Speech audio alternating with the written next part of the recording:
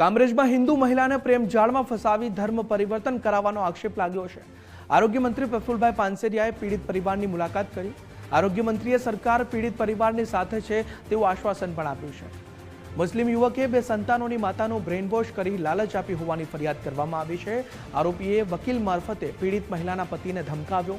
પ્રફુલભાઈ પાનસેરિયાએ એસપીને તપાસ કરવાની સૂચના પણ આપી છે।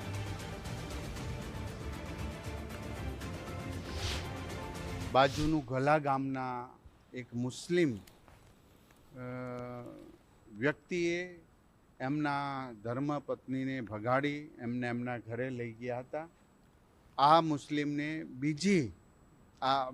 બીજા બહેન સાથેનો આવો એમને વ્યવહાર કર્યો છે, ત્યારે પોલીસની અંદર ફરિયાદ આપી છે।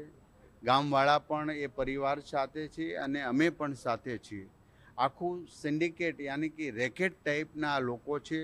દીકરીને ત્યાં જ્યારે બહાર જાય છે તુરંત જ એક બીજા વકીલનો, જે મુસ્લિમ આ યુવક છે એમના વકીલનો ફોન આવી જાય છે એમના પતિ પર કે તમારા ધર્મપત્નીએ જ ફરિયાદ તમારા ઉપર કરી છે। આ રીતનું આખું દબાવવાનું, ધાકધમકી આપવાનું વગેરેનું કામગીરી થયું અને જેમણે લેખિત અરજી આપી છે તો ચોક્કસ પ્રકારે મેં એસપી સાહેબ જોડે પણ વાત કર્યું છે। ગામના પરિવારજનોને સાથે રહી અને આમાં આખી ચેનલ અથવા તો એનું રેકેટ જે હોય એમને ખુલ્લું પાડવાનું પોલીસને સૂચના આપી છે। એની તપાસ શરૂ છે।